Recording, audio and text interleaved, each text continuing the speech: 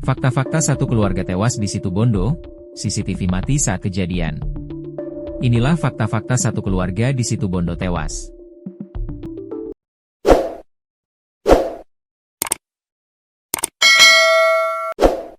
Diduga dibunuh, tubuh korban penuh luka sayat. Identitas 3 anggota keluarga yang diduga tewas dibunuh di Situbondo. Peristiwa terjadi di sebuah rumah di Desa Demung, Kecamatan Besuki, Kabupaten Situbondo, Jawa Timur pada Minggu, 28 Desember 2025. Ketiga korban, Hashim, suami, Suning, istri, dan satu anak bernama Nia.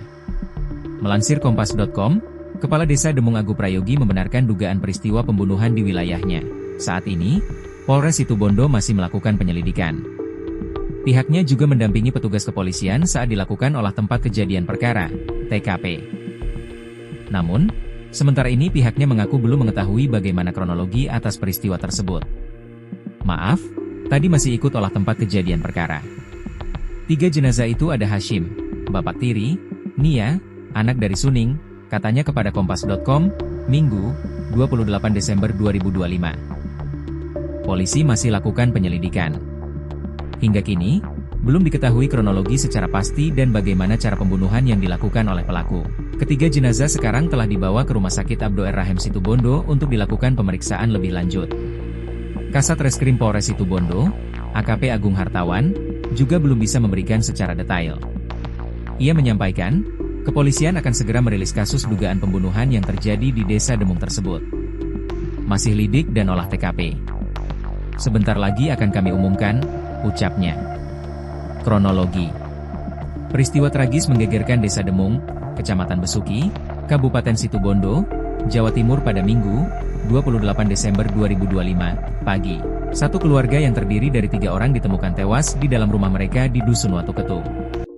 Kepolisian menduga kuat bahwa ketiga korban menjadi sasaran tindak pidana pembunuhan. Penemuan ini pertama kali diketahui sekitar pukul 7 WIB oleh ayah kandung salah satu korban yang berkunjung ke rumah tersebut.